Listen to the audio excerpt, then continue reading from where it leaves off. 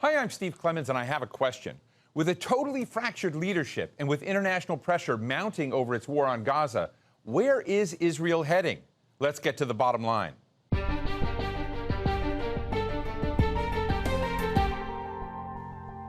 It's been 9 months of relentless bombs, of tanks and sniper bullets, of death and destruction by Israel in Gaza, but it feels like the war is just starting all over again. Negotiations for a ceasefire take place here and there, but any new deal seems like an illusion. Now that Israel alone controls all entry points into the Gaza Strip, food and other supplies are barely getting in. The Israeli army finds itself fighting on several fronts in Gaza, on the border with Lebanon, and all throughout the West Bank, with no light at the end of this very dark tunnel. Yet inside the Israeli government, some politicians are objecting. Some are calling for new elections and threatening to abandon Israeli Prime Minister Benjamin Netanyahu, saying that his talk of total victory in Gaza is a ploy to just keep him in office and a catchy slogan that in the long run could be catastrophic for both Israel and Palestine. So what's going on, and what's the end game for Israel? Today we're talking with Gidon Levy, a veteran journalist with the Israeli newspaper Haaretz, and he's also author of The Punishment of Gaza. Great to be with you today, and thanks for joining us. Let me ask you about Israel and Israel's stance. I'm really interested in this question on what it means from your perspective to be pro-Israel in today's Israel. I'll give you, Steve, my opinion, which is not a very common one. Being a real, genuine friend of Israel means to push Israel to put an end to this war. Being a genuine friend of Israel who cares about its future means put pressure on Israel to put an end to the apartheid and to the occupation. Nothing but this. What the Americans are doing and others is, like a drug addict. Supply the drug addict with more money. He will be very happy about it. He will buy more drugs. But that's not friendship and that's not care. How has Israel's response sort of blended everyone on the Palestinian side into being a villain?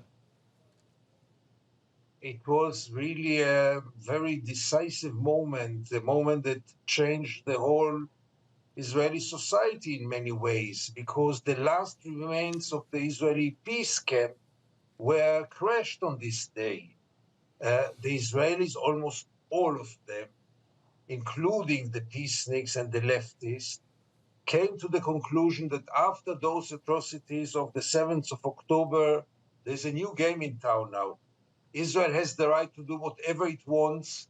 Gaza must be punished in any possible way. There is no place for any empathy to the people of Gaza, to the victims of Gaza, to the children of Gaza. Nothing. And unfortunately, this is still valid on this moment when we are almost 8 months after the war started.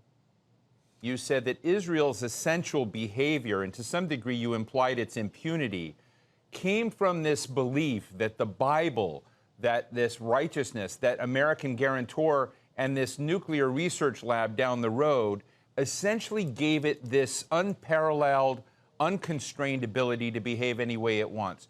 Do you see any part of that equation, if I framed it correctly, coming undone? First of all, that's exactly what I meant. I meant that Israel is trusting the Bible, the Mona, and the Holocaust. We don't have to forget this. Being the victims of the Holocaust makes Israelis believe that they have the right to do whatever they want. The only crack that I can see now is really when Israelis will start to realize that there is no total guarantee that all this will happen and the world will continue to behave as it behaved before this horrible war. There are already indications for this. You are now in DC and you know what's going on in the campuses in the United States.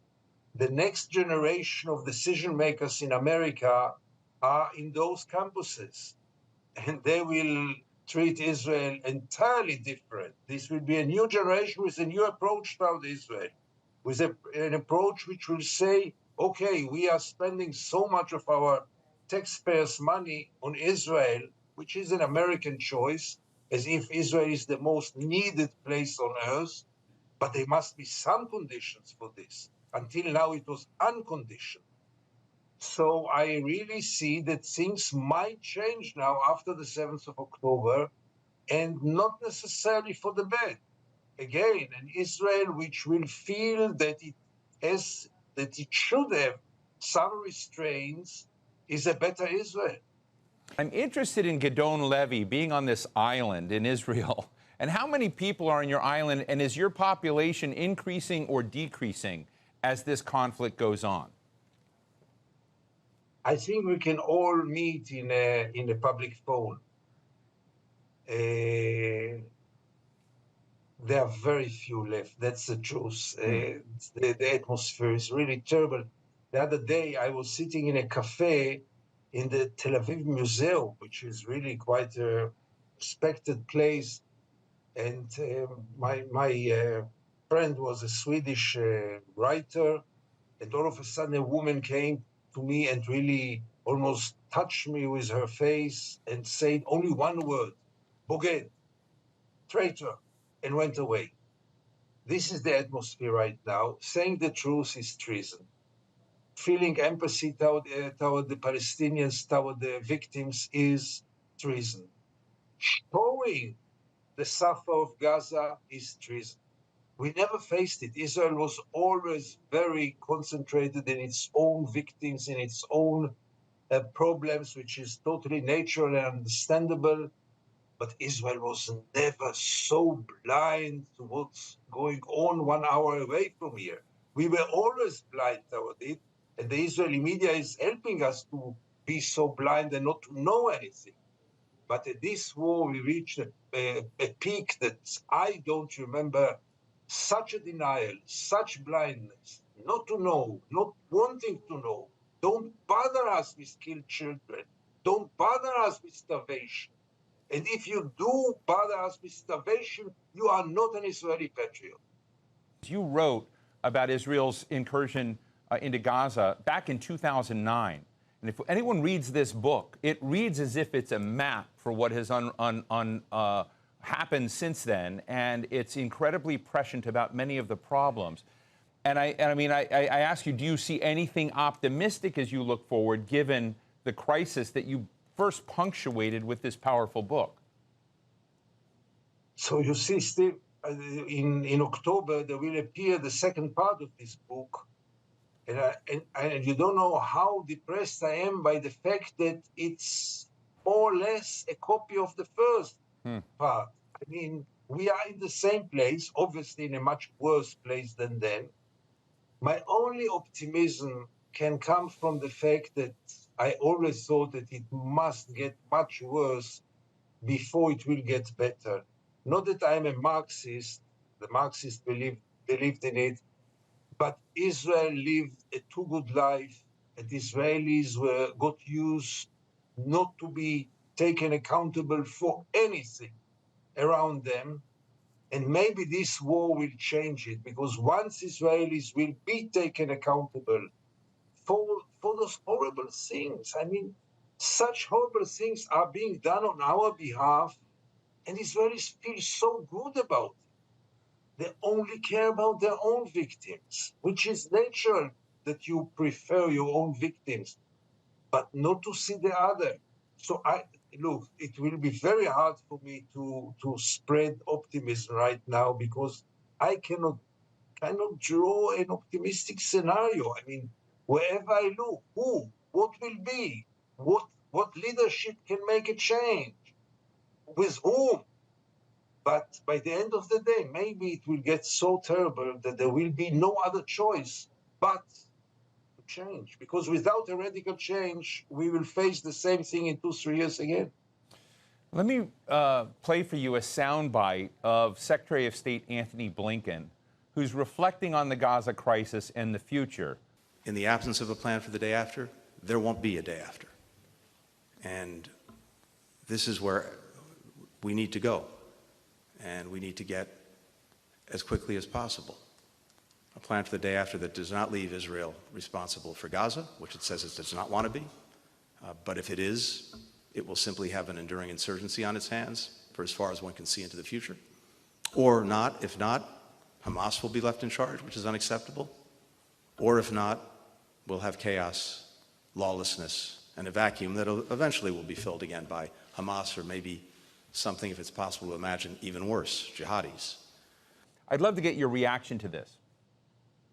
First of all, I obviously agree to every word said by the secretary, but it's part of the picture. The other part is that in the current circumstances, there are no conditions for the day after. Okay, we get rid of Hamas. We achieved all our goals. Who will run Gaza? I mean, Gaza without Hamas will turn into a Somalia. Gaza with Hamas will remain Hamastan. There is no way unless Israel change radically its attitude toward the Palestinian question as a whole. You cannot separate Gaza from the West Bank. You cannot separate the situation in Gaza from the entire picture of a brutal occupation of 56 years, of an apartheid state. If those things will not be touched, there will be no solution for the day after, even if Secretary Blinken is right by saying that Israel doesn't have a plan. The current Israel cannot have a plan. It's not that it doesn't have a plan. It cannot have a plan. Who will run Gaza according to Blinken in the present circumstance? Whom does he suggest? I mean, the Swiss army. Who is going to run Gaza, for God's sake? And as long as we don't change the basic attitude, I don't see any solution. One of the horrific things we saw televised was the aftermath of a bombing of a camp in Rafah of innocent people, 45 dead, many more injured, burned children. Israeli Prime Minister Netanyahu said that this was a tragic error and a mistake that would be investigated. It was a U.S. bomb used in this camp. Question I have in this is, how does someone in Israel who sees the same footage not think that those kinds of incidents are going to create a new next generation of people with deep grievances who want to settle the score or who want revenge, whose parents or children or sisters and brothers were killed in this awful way? How is there no sense of that injustice breeds violence? Your assumptions, Steve, are wrong. First of all, you are sure that the Israelis watched those scenes. I mean, they were shown those scenes. I don't want to say that they were not shown, but it's all about framing, as we both know. And even this horrible incident was presented to the Israelis in a very soft and short way. Namely, it happens in war, things like this happen. Some blame on Hamas, who is hiding among the refugees there. Some hints that maybe it was Palestinian ammunition which was bombed. Nothing but taking accountability. Nothing but feeling some kind of mercy on those victims. So the Israelis don't even go farther than this. Or you think about the consequences, how will the world see it, and how will the next generation of Palestinians see it? You have, first of all, to look upon yourself and to declare, to be touched by it, to say that you are sorry about it. What the Prime Minister said was hollow. He said it because the International Criminal Court is, and the International Court of Justice is like a dark side following him now, because they are all very scared of what will be their rulings. But he didn't mean it, obviously, and even what he said was hollow. Where is the apology? Where is the sorrow? Where is the empathy with the victims, for God's sake? Nothing of it you heard. We are asking and demanding the whole world to share our agony about the hostages, to share our agony about the killed soldiers, but we don't spare any emotions toward our victims. I listened to some Israeli cabinet officials who say that any move towards a ceasefire, any consideration of Israeli withdrawal would be a gift for Hamas. How is that equation playing out? And are there any dissenting voices that we should listen to and that you think are serious? You see, Steve, we were both last week in Doha in a very interesting conference, and I met some people that I guess you met as well, senior people in the Qatari administration, and they all told me, we don't have a partner. I mean, Israel is not a partner for a deal right now. And it's very clear from here that this government gave up on the hostages. There's no other conclusion that anyone can get except of this. From the beginning, people like me claim that Israel has to make a choice between the war and releasing the hostages. You have to choose between the two because the two will not be achieved together. Israel clearly chose to continue the war under this notion of the ultimate victory, crashing Hamas, which will never happen, obviously. But by this, we gave up on the hostages, and therefore I don't see any deal in the coming days or weeks. No way. Israel is not interested. You know, and I want to read you something I'm sure you've seen before, but it's a classified cable that was released as part of the WikiLeaks releases. And in this cable, a State Department official says Israeli officials have confirmed to embassy officials on multiple occasions that they intend to keep the Gazan economy functioning at the lowest level possible, consistent with avoiding a humanitarian crisis. In other words, Israel surrounding Gaza, keeping it at a bare subsistence level. This is years ago. And I'd love to get your thoughts on this. You probably have written about this cable before, but when I read it, you know, I get goosebumps down my back because I'm saying, wow, that is a really incredible state-based plan to never proceed with anything other than bare subsistence for a large number of people, essentially under your control from the exterior. Steve, how else can you explain the siege over Gaza, which is now 17 years, so almost 18 years long? There's no other explanation for the siege but what you have just quoted. We don't even need this cable. When Israel put a siege over Gaza, what did you think that will it mean for Gaza? Prosperity, freedom, innovation, wealth? What can come out when you put 2.3 million people in the biggest cage in the world? What did you expect that will come out of it?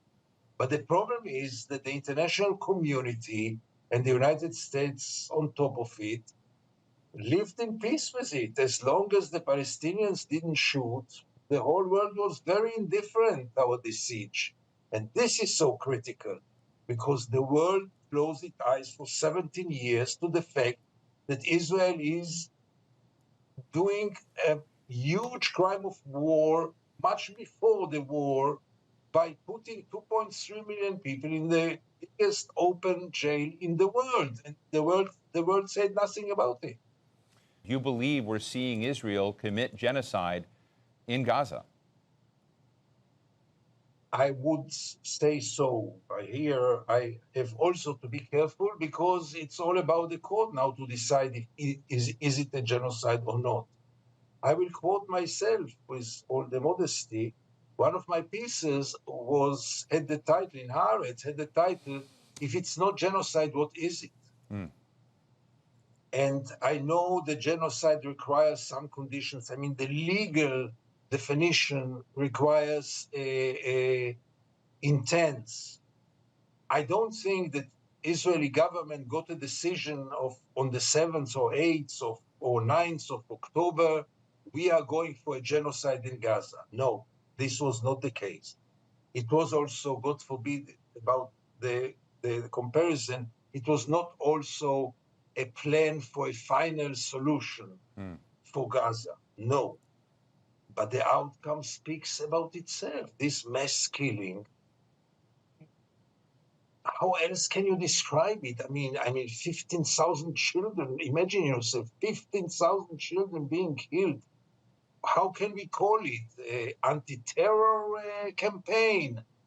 How else can you call it? So genocide maybe is too sensitive because of history, but isn't it a mass killing? Sure, it is a mass killing. Isn't it criminal? Sure, it is criminal. How else can someone define it? I don't understand even the question by the meaning that what will the court say? That it's not a genocide, it's a picnic? It's not with those figures, with this reality, when you throw bombs on neighborhoods, when you kill 45 people, refugees, with the excuse of one or two terrorists or not terrorists who were hiding there? Do you have the right to kill 45 people for two terrorists? I mean, and where does it end? 45 is okay, and what about 450 innocent people for one terrorist? It's endless, and it's criminal. Just finally, I'm interested in the political moment, and I'm always careful in this because this may be wrong, but there are some that are saying if elections were held today in Israel, that Prime Minister Netanyahu might be back in power, might be empowered by this moment. If elections were held in Palestine, Hamas may very well win. If you agree with that, I mean, the question is, what, if anything, has been achieved in this conflict? In this war, nothing was achieved, for sure not for Israel. I mean, Israel only lost in this war. There is not one single achievement that Israel can show. I'm not sure that Netanyahu will be re-elected, but it's unbelievable that there is a good chance. The problem is, Steve, and here the picture becomes even more depressing, that even if you will step down, even if he will be replaced, even if Benny Gantz or Lapid or whoever will win those elections, there will be too little change. The world will get out of its way. They will all hug the new, because they're all waiting Netanyahu to go home, and everyone will want to meet the new elected prime minister, and he might even go and meet Mahmoud Abbas in Ramallah. But when it will come to the core issues, continuing the war, continuing the occupation, continuing the apartheid, you think there will be a big change? I have news for you and news for our viewers. Don't expect too much. Well, we'll have to leave it there. Really appreciate your candor. Israeli journalist and author Gidon Levy, thank you so much for being with us today. Thank you, Steve, for those wonderful questions. So what's the bottom line? We have seen this script before. Weaponize nationalism, dehumanize the enemy, mix in fear and paranoia, and voila, politicians get a noxious brew to build their power base. It happened in the U.S. when it was driven by revenge to attack Iraq, and the killing of hundreds of thousands of Iraqis was rationalized. By the same token, motivated by revenge, supporters of Israel are rationalizing the unrelenting assault that has killed tens of thousands of innocent Palestinians. Those who are raising questions about the solvency of Israel's actions are labeled anti-Semitic, or as anti-Israel, or as racist or bigots.